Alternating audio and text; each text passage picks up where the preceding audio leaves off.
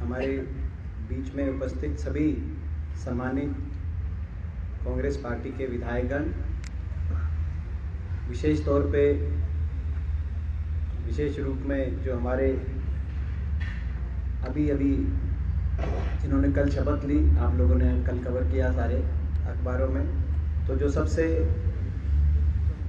नए विधायक है हरियाणा विधानसभा में, उपचुनाव में जीत के आए, इतिहास रच के आए हैं हमारे भाई हिंदूराज नरवाल भालू जी और सभी सम्मानित विधायकगण और सभी प्रेस के हमारे साथी, आप लोग पहुँचे हमारी प्रेस वार्ता को कवर करने के लिए। मैं आप सबका धन्यवाद करता हूँ और बिलेटेड दिवाली की भी आपको विशेष देते हैं हम। बहुत बहुत शुभकामनाएं इस पूरे त्यौहार के सीज़न की, आने वाले समय के लिए आपको ढेरों खुशियाँ मिले आपके घर परिवार। देखिए, बड़ौदा आज की जो प्रेस कॉन्फ्रेंस है, आप स्वयं समझ रहे हैं कि बड़ौदा उपचुनाव का जो नतीजा है, उस नतीजे को लेकर, उस नतीजे के क्या मायने हैं प्रदेश की राजनीति में, क्या प्रभाव पड़ेगा, इस बात को लेकर आज की प्रेस कॉन्फ्रेंस आप लोगों के बीच में हम अपनी बात रख रहे हैं। तो इससे पहले कि इसके हम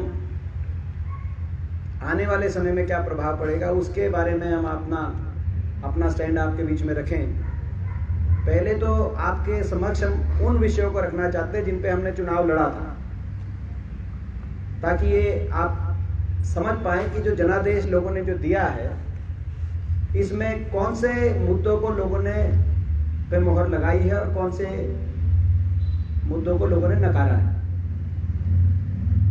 6-7 ऐसे बड़े मुद्दे हैं जिनको लेके हमने चुनाव लड़ा। पहला मुद्दा था 10 साल की हुड्डा सरकार का कार्यकाल बनाम 6 साल बीजेपी की सरकार का। आइए अनुराग जी, 6 साल भाजपा की सरकार का कार्यकाल, जो खट्टर सरकार 6 साल से है, जिसमें बीजेपी सरकार पार्ट 1 और बीजेपी और जेजेपी सरकार पार्ट 2, अब तो 6 साल हो गए इसको। और लोगों के बीच में हमने कहा कि तराजू पे लेकर आप तुलना कीजिए, हरियाणा विकास के मामले में हर दृष्टि खुशहाली के मामले में, किसान नौजवान के रोजगार के मामले में कौन सा कार्यकाल बेहतर था। और लोगों ने इस समय ये फैसला सुनाया जो आपके बीच में, मैं डिटेल में नहीं जाऊंगा, मगर मोटी जो बात है जिससे आप अंदाजा लगा सकते हैं कि 10 साल के कार्यकाल के बाद 2014 में जब भाजपा को सत्ता में बिठाया गया लोगों द्वारा प्रदेश में, उस समय हरियाणा पे 60,000 करोड़ का कर्जा था, जो आज बढ़कर 2,30,000 करोड़ का कर्जा पहुंच गया। कर्जा तो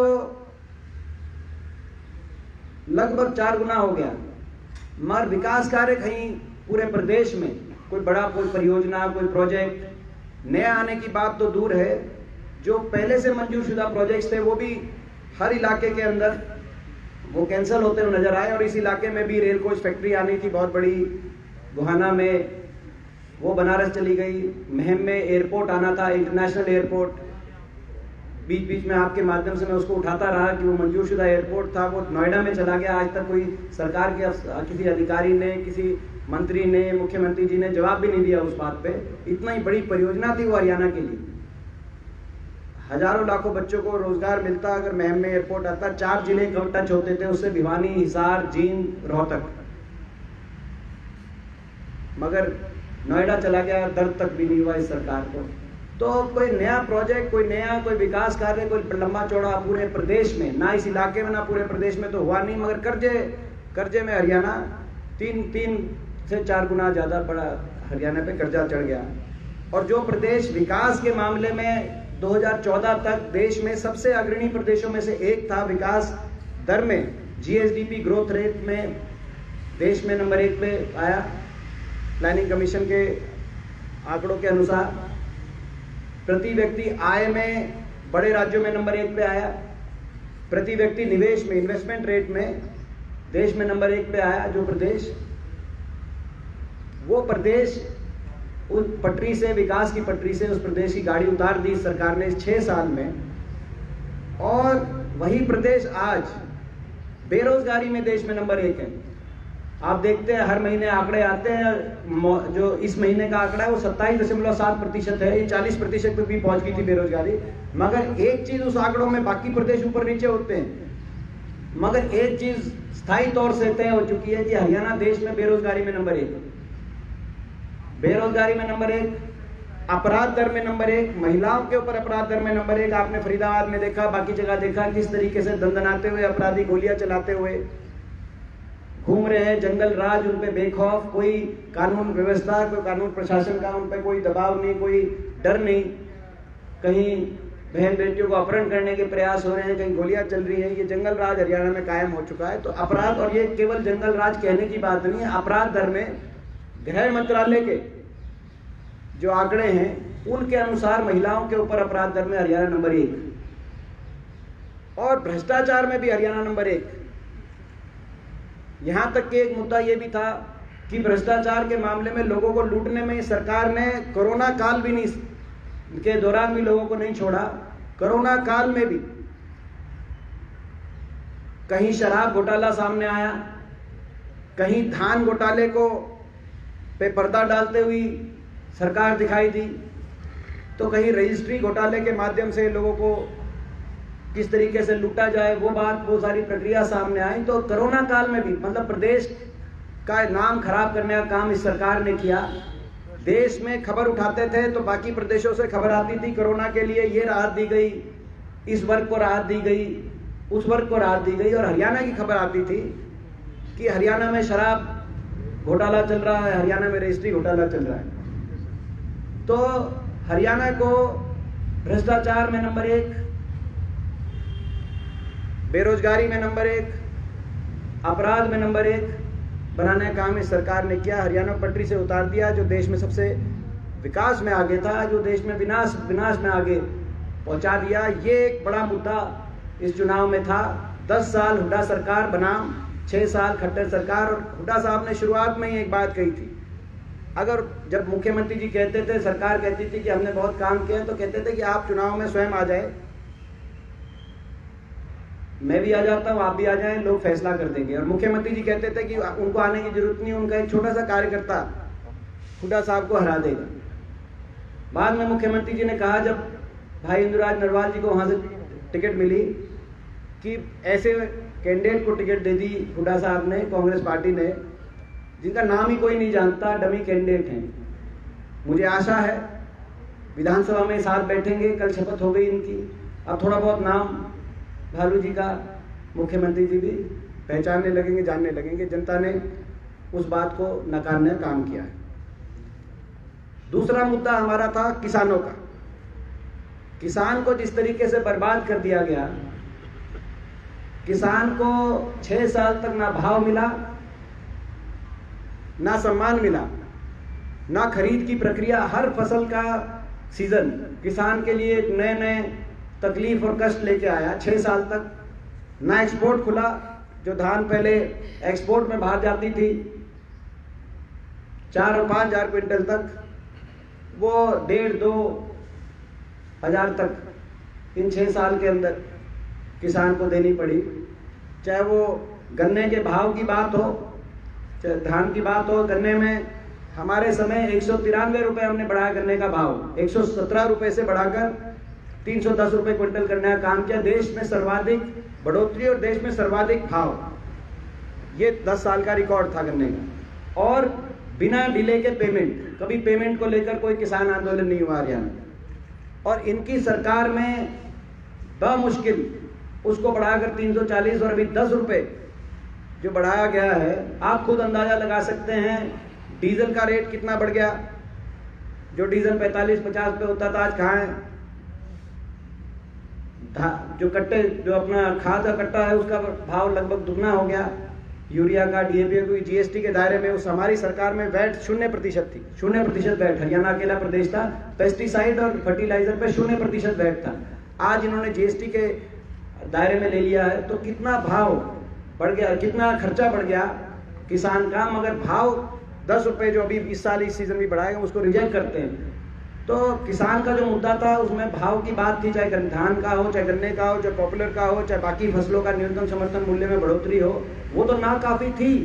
मगर अब तो सरकारी खरीद पे भी ग्रहण लगाने के लिए 3 काले कानून सरकार लेके आई, जिसका सबसे बड़ा प्रभाव हरियाणा पंजाब के किसान को पे सबसे बड़ा प्रभाव पड़ेगा। तो लोगों ने इन 3 काले कानूनों को भी रिजेक्ट करने का काम इस चुनाव में किया। तो दूसरा हमारा मुद्दा ये किसान के जो 3 कानून, इसको भी लेके हमने कहा कि अगर ये कानून गलत है तो आप हमारा साथ दो, अगर ये कानून सही है तो आप चाहे भले प्रदेश सरकार का साथ दो। और हमारे स्पष्ट उस कानूनों को लेकर हमारे स्पष्ट स्टैंड है, हम निजी खरीद के खिलाफ नहीं।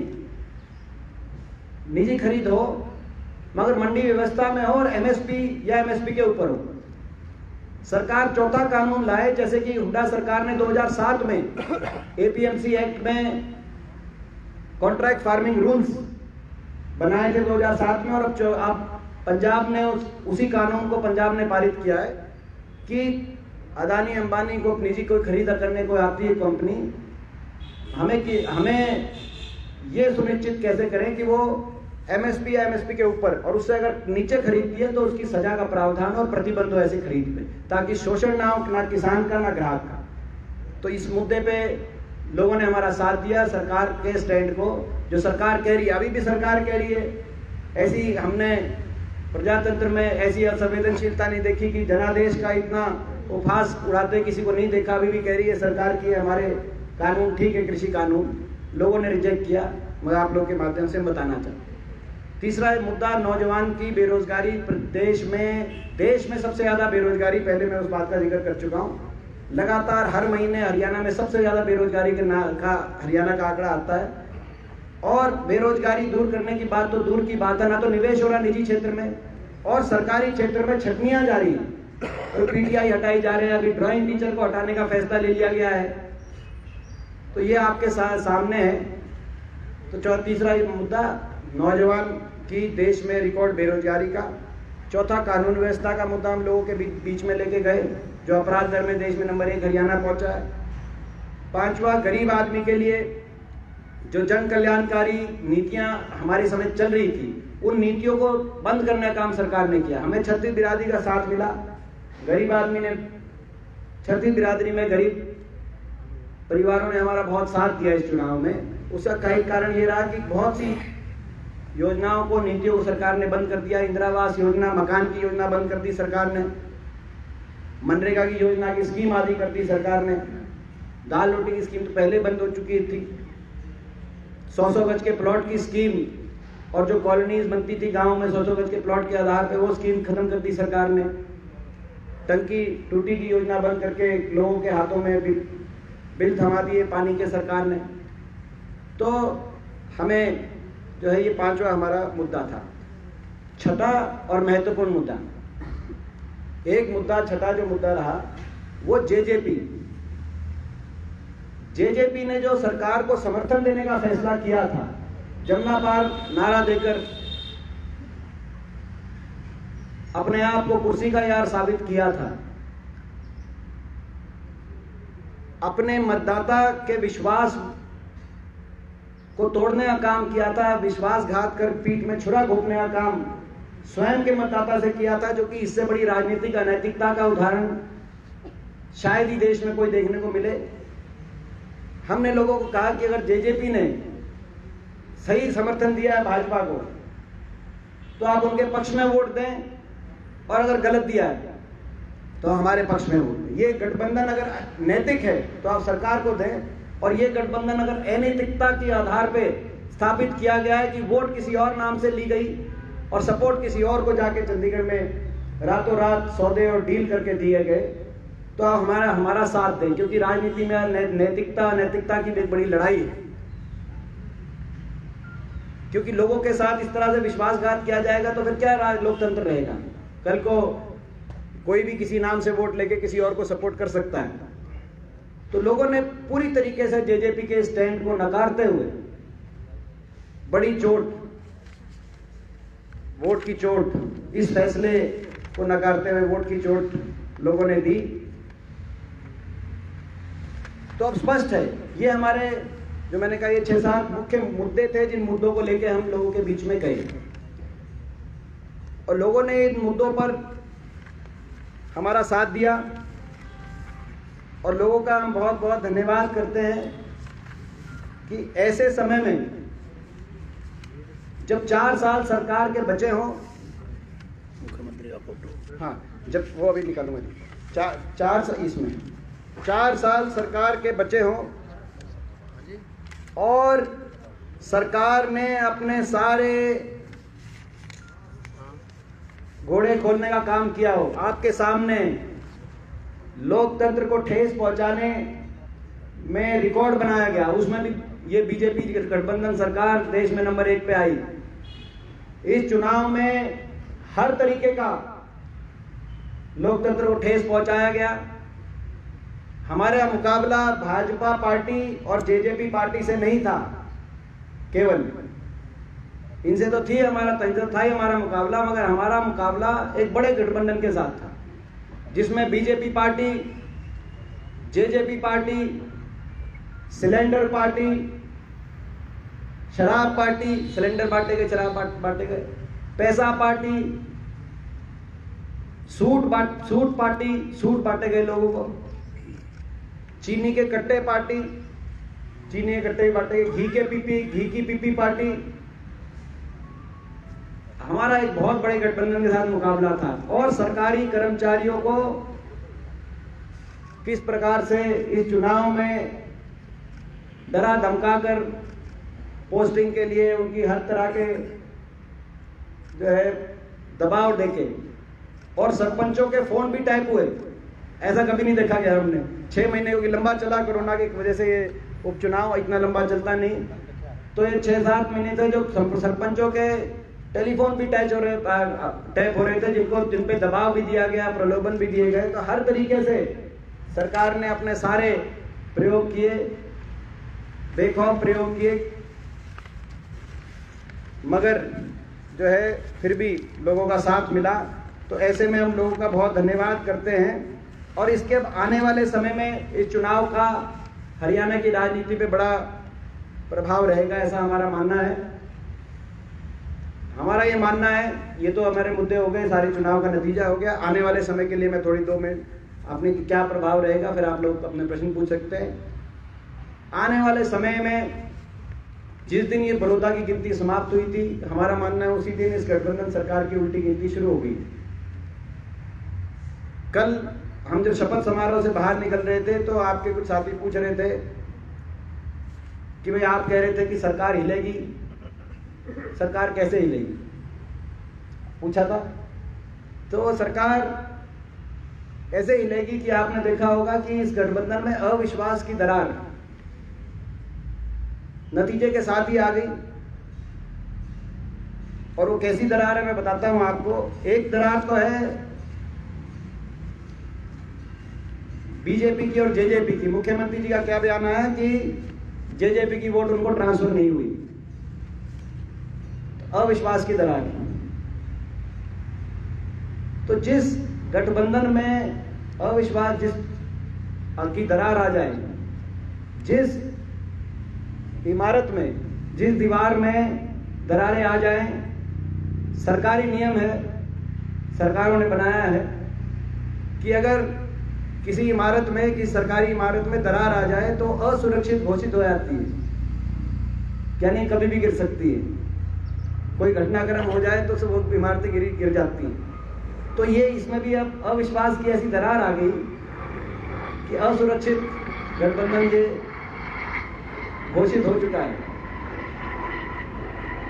जेजेपी का क्या स्टैंड है इस बारे में हम पूछना चाहते हैं। क्या मुख्यमंत्री जी की बात सही है कि उनकी कोई वोट उनको ट्रांसफर नहीं हुई? क्या जेजेपी के नेता इस बात से सहमत हैं? दूसरा अविश्वास, एक तो अविश्वास की तरह आपस में इनके आ गई। दूसरा अविश्वास, ये आपने पहले कभी उदाहरण नहीं देखा होगा। चुनाव के अंतिम दौर में एक तो भाजपा को जजपा पे विश्वास नहीं है, मगर भाजपा के उम्मीदवार को भाजपा की सरकार पे ही विश्वास नहीं रहा। चुनाव के आखिरी 4 दिन, आखिरी 5 दिन पूरे बड़ौदा विधानसभा क्षेत्र के अंदर ये होर्डिंग लगाए गए। इन होर्डिंग्स में जो बड़ौदा गए थे वो सारे देख के हंस रहे हैं, कुछ आपके साथी बड़ौदा भी गए थे। इन होर्डिंग्स में जो इनके उम्मीदवार थे उन्होंने मोदी जी, नड्डा जी, दुष्यंत जी, धनखड़ जी, निशान सिंह जी, खट्टर साहब की फोटो ही नहीं लगाई। ये आखिरी दौर की बात है, आखिरी हफ्ते की बात है। पूरे बड़ौदा के हर गांव, हर चौक में ये होर्डिंग लगाए गए। तो यानी कि वो समझ गए थे कि सरकार को लेकर लोगों का क्या रुख है, सरकार से अपने आप को अलग दिखाने की कवायद। उपचुनाव में कोई उम्मीदवार जो सरकारी सत्ता दल का उम्मीदवार हो वो मुख्यमंत्री जी की फोटो ही हटा दे, तो ये अविश्वास इनके उम्मीदवार ने अपनी सरकार के मुखिया के प्रति व्यक्त कर दिया था।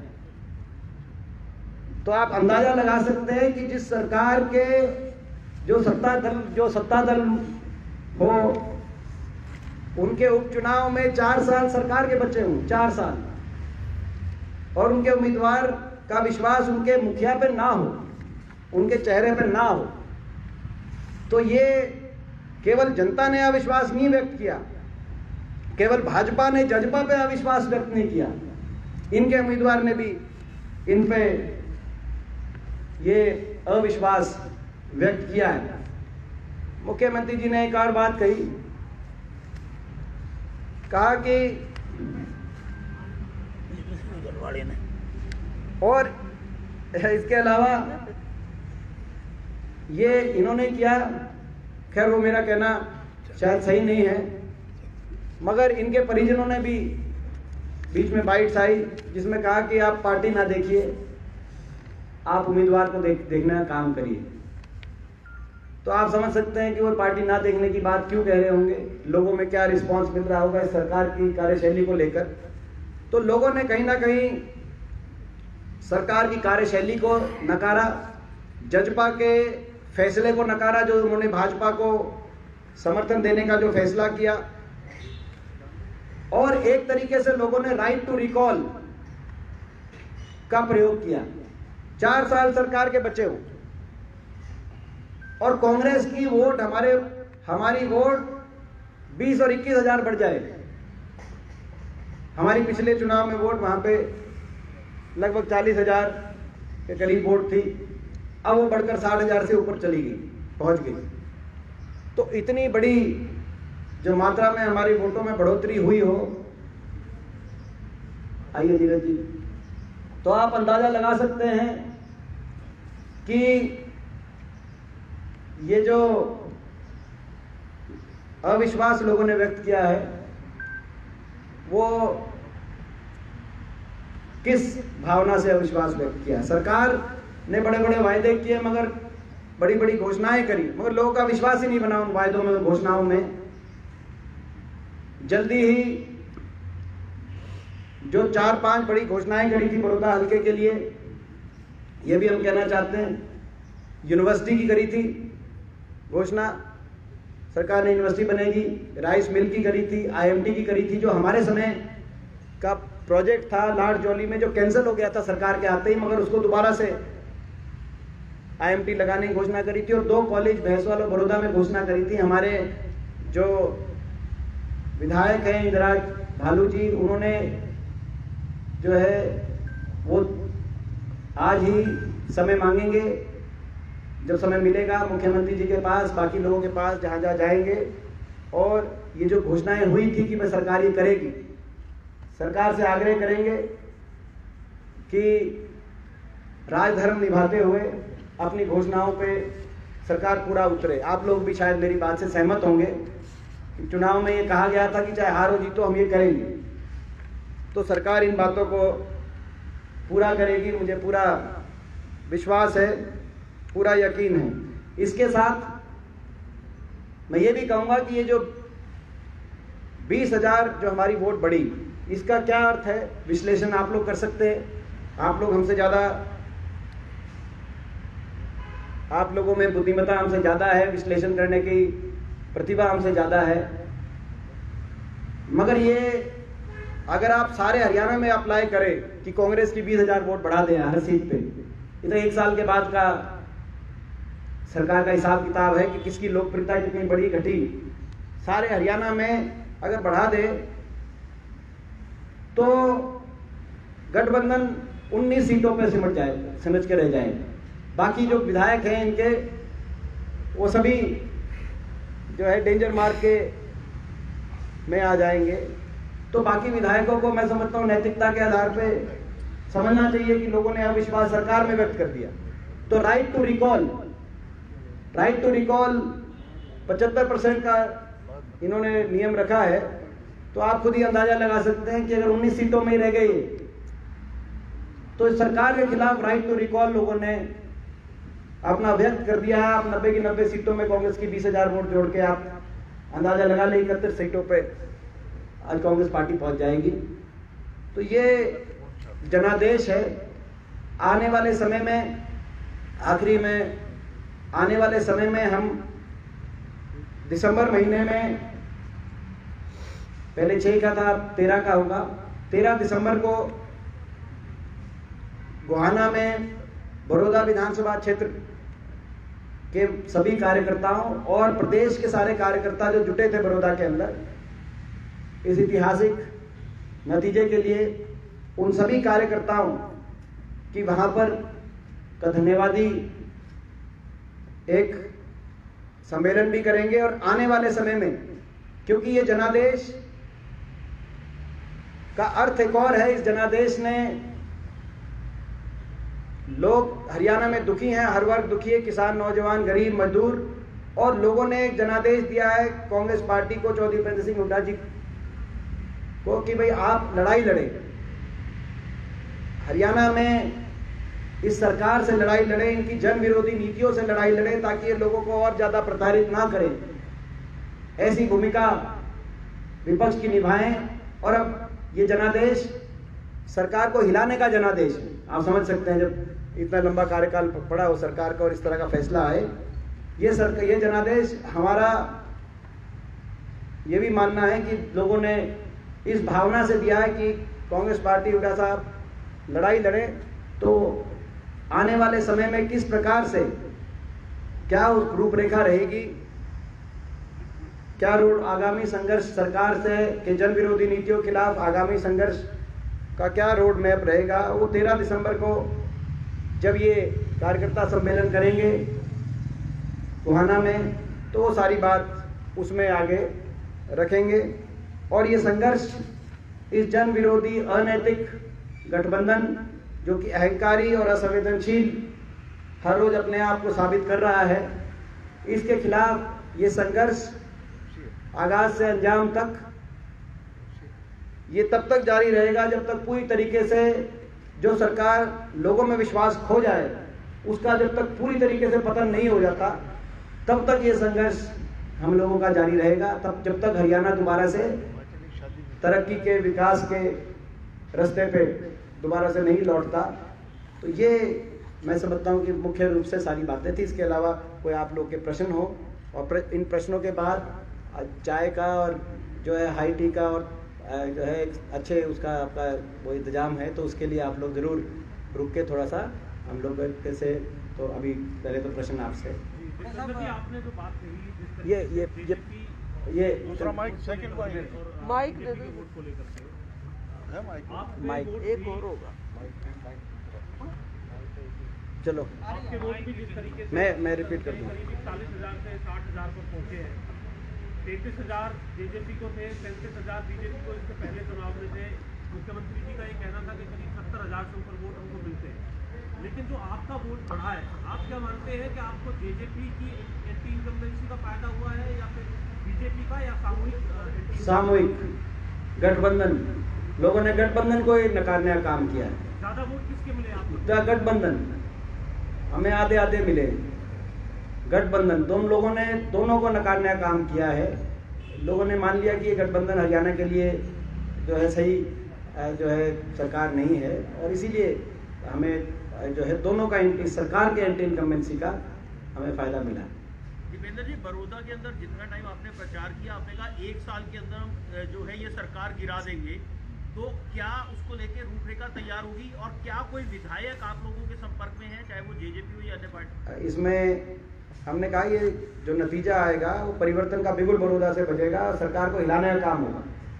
मैंने जैसे आपको बताया कि सरकार रूपी दीवार और इमारत में जो दरार आई है उससे स्वाभाविक है कि ये सरकार गठबंधन असुरक्षित साबित हो चुका है। दीवार में जब दरार आ जाए तो दीवारें हिल जाती हैं और मैंने कभी समय सीमा उस पर नहीं कोई रख सकता राजनीति में, क्योंकि जो सरकारें विश्वास खो जाएं वो कितना लंबा चलेंगी, 1 साल भी चलेंगी कि नहीं चलेंगी क्या पता चलता है। और जहाँ तक विधायकों की बात है, विधायक तो सारे जो है संपर्क में आपस में हम रहते ही हैं और जेजेपी और इंडिपेंडेंट क्या भाजपा के भी विधायकों भी संपर्क में रहते हैं। बहुत से विधायक हैं जो पहले हमारे साथ ही थे, आज जो है किसी परिस्थितियों की वजह से वो हो सकता है कि दूसरे दलों में गए हों, मगर तो विधायक तो हमारे संपर्क में सारे रहते ही हैं और बहुत से जो नहीं भी थे तो उनके साथ भी अच्छे आपस में संबंध हैं। और इससे ज़्यादा राजनीतिक उत्तर आपको नहीं दे सकते हम, राजनीतिक रूप से कौन संपर्क पे है नहीं संपर्क पे है, वो तो जो है आप समझ ही सकते हैं कि वो सार्वजनिक रूप से क्या उत्तर उसका दिया जाए। मगर आपस में सभी के मधुर संबंध, हरियाणा छोटा प्रदेश है, एक दूसरे को सारे जानते हैं, एक दूसरे का सारा मान सम्मान करते हैं। एक पहले से पूछ रहे, इसके बाद जिहाद पर कानून बनाने जा रहे हैं, क्या कांग्रेस सहमत है इससे और क्या लगता है कि झूठ है इसकी? पहले एक बार आने दें, पहले एक बार आने दें, क्या एक बार आएगा उसके बाद हम उस पर अपनी प्रतिक्रिया देंगे। ये जिस तरह से जो पार्टी के एमएलए हैं जो आपके टच में हैं, आप जैसे आपने कहा, वो कितने घर हैं जो स्विच होना चाहते हैं? देखिए, मैंने जैसे कहा आपको कि ये इस बात का आकलन करना कोई जो है वो तो आप विश्लेषण करना तो आप लोगों का कार्य है, हम तो इस बात में कोई राजनीतिक उत्तर तो आपको देंगे नहीं। वो तो आप समझ सकते हैं कि जो है आपको ही उत्तर दे दिया तो फिर जो सीआईडी सारी हमारे पीछे छोड़ रखी है उनका कोई अर्थ ही नहीं रहेगा। तो मगर मैंने जैसे कहा कि ये सरकार एक ऐसी कुर्सी के रूप में है जो सरकार की कुर्सी चंडीगढ़ में बैठी है, 3 टांगों पे वो कुर्सी है खड़ी है, भाजपा, जजपा और निर्दलीय, तीनों टांगे लंगड़ा रही हैं। आपने देखा भाजपा के एक विधायक सेक्रेटरीट के आगे धरना दे रहे थे, तो जेजेपी के बहुत से विधायक खुल के अलग अलग मुद्दों पे सरकार के खिलाफ, किसान के मुद्दे पे आप देखिए, रामकरण काला जी हों, जोगीराम सिहाग हों, उससे पहले दादा गौतम जी हों, देवेंद्र बबली जी हों, 4-5 नाम मैंने आपको गिनवा दिए, तो सरकार के खिलाफ बोल चुके हैं। और निर्दलीय भी आपने देखा, हमें महम के निर्दलीय विधायक का हमें समर्थन मिल गया था। तो तीनों जो है जो टांगे हैं सरकार की वो लंगड़ा रही हैं और जनता में विश्वास सरकार खो चुकी है, साबित हो गया इस चुनाव में। मैं वही कहा, विपक्ष के 20,000 वोट बढ़ना, 4 साल सरकार की बची हो, कहीं आपने होते हुए देखा नहीं होगा।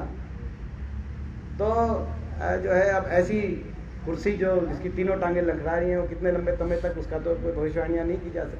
दीपेंद्र जी, ये बीजेपी का ये कहना है कि बड़ौदा सीट तो हमारी थी नहीं और वहाँ जो फैसला आया है वो तो हम आगे अपने तरीके से। तो बीजेपी का ये तब वो जब बीजेपी ने जींद उपचुनाव जीता था, कभी जींद में उससे पहले बीजेपी नहीं जीती थी, वो भी सीट बीजेपी की नहीं थी, मगर भी जींद उपचुनाव जीते और प्रदेश के अंदर उससे भाजपा मजबूती मिली और मजबूती ऐसी मिली कि बड़ी मुश्किल सभी नारों के बाद, सभी तरह का देश में प्रचंड बहुमत आया भाजपा का, उसके बाद 75 पार के नारे के बाद और जींद के उपचुनाव के जीत के बाद बड़ा मुश्किल 40 पे पहुंचे। कैसे पहुंचे आप और हम जानते हैं।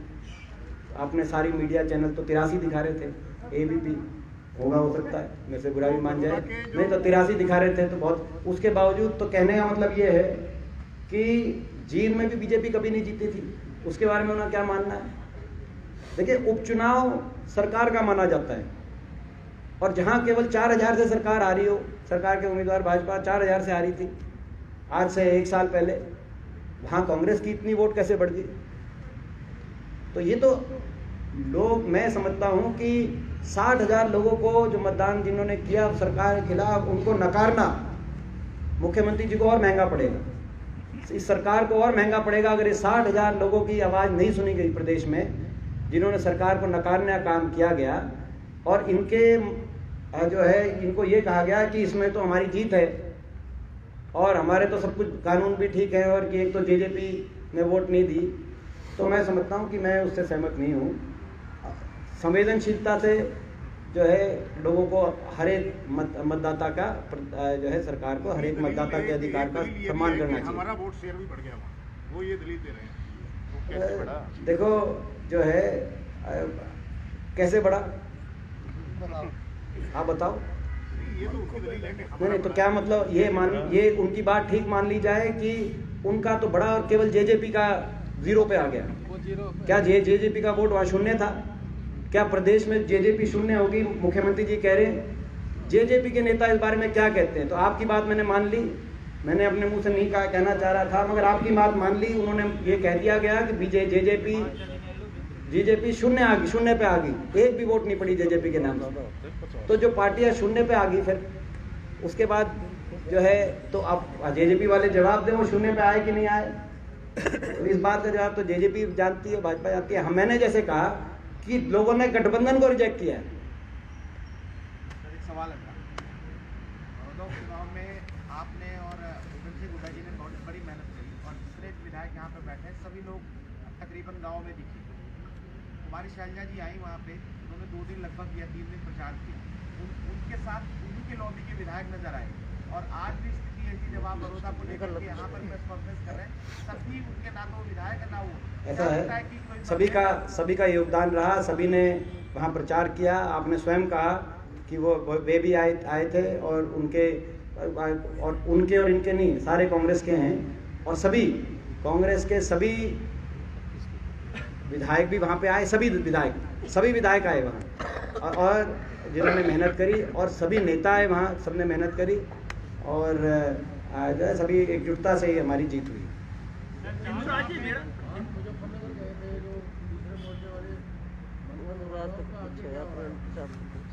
तो जो है आज हरियाणा तक ही सीमित रखें, वो आज चाय पे चर्चा में उस पर में बात करेंगे। हिंदुराज जी, मेरा सवाल आपसे है, चुनावों से पहले आपसे एक इंटरव्यू हुआ था, आपने कहा था मैं भूपेंद्र हुड्डा को अपना नेता मानता हूँ। शपथ ग्रहण में या प्रेस कॉन्फ्रेंस में कुमारी शैलजा आपके साथ नहीं नजर आते, आपका स्टैंड आज भी वही है या शैलजा को अभी भी आप अपना नेता मानते हैं? सर, मेरा सवाल सिर्फ हिंदुराज जी से है। देखिए, इस बात में कोई दो राय नहीं है, सभी कांग्रेस पार्टी मेरे लिए आदरणीय और सम्मानित है। नेता आज भी मानता हूँ, छत्तीस बिरादरी के नेता मेरे भगवान स्वरूप चौधरी भूपेंद्र हुड्डा जी, और इस हरियाणा प्रदेश के उज्जवल भविष्य भाई दीपेंद्र हुड्डा जी। दीपेंद्र जी, एक जैसा आपने कहा कि राइट टू रिकॉल की बात कही कि सरकार के पास समर्थन नहीं है।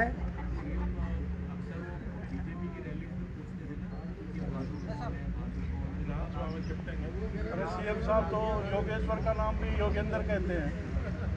देखो, इसमें मैं मानता हूं कि प्रजातंत्र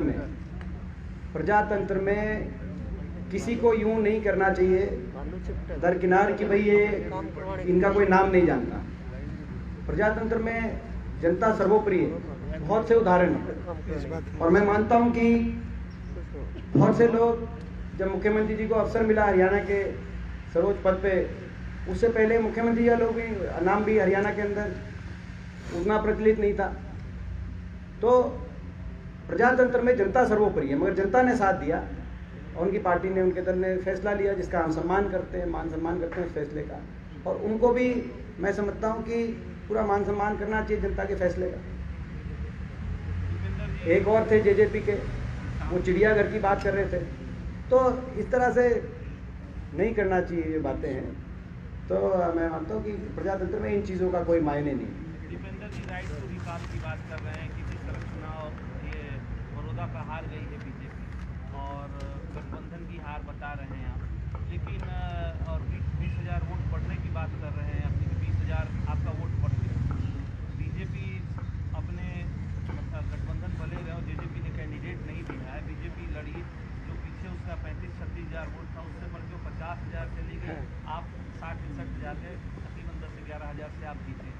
14,000 उसका भी अगर देखा जाए 14 या 15,000 वोट बढ़ा है, आपका 20,000 बढ़ा है। ऐसे में अगर कहा जाए जो सोनीपत और रोहतक आप पीछे लोकसभा चुनाव तकरीबन 6-7 हज़ार वोट से वहाँ हारे थे, जब इतना सब कुछ चल रहा था उस वक्त, जो जिस क्षेत्र को कहा जाता है कि आप लोगों ने अपने खून पसीने से सींचा है, उस क्षेत्र में अगर जो ये उपचुनाव हुआ, अगर सरकार के खिलाफ लोग हैं तो वहाँ 10,000 से आपकी जीत हो रही है। सरकार की तो वहाँ जमानत जब्त हो जानी चाहिए थी। अगर देखा जाए, आप कह रहे हैं कि वोट बढ़ा नहीं, इनेलो जो है, इनेलो का वोट भी तो वहाँ डबल हो गया। अगर देखा जाए 5,000 वो पा गई, 5,000 के पास। तो ये आपका ये आकलन है, धन्यवाद। आपका आकलन है कि इनेलो का भी डबल हो गया, भाजपा की बढ़ गया, साम दाम दंड भेद सब कुछ प्रयोग करने के बाद, और विपक्ष में जो है कि जो वोट बढ़ी उसका कोई मायने नहीं है। तो आपको आप अपने आकलन के लिए आपका वो है, मगर हमने अपना आकलन हमने अपना आकलन दे दिया आपको। इलाका तो पूरा हरियाणा है। हमने अपना आकलन दे दिया।